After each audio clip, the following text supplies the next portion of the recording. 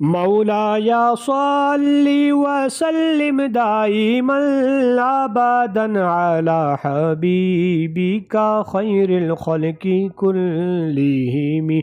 هو الحبيب الذي ترجى شفاعته لكل هول من الأهوال مقتحم. يا ربي بالمصطفى بلغ مقاصدنا واغفر لنا ما مضى يا واسع الكرم. ثم الرضا عن أبي بكر وعن عمر وعن علي وعن عثمان ذي الكرم.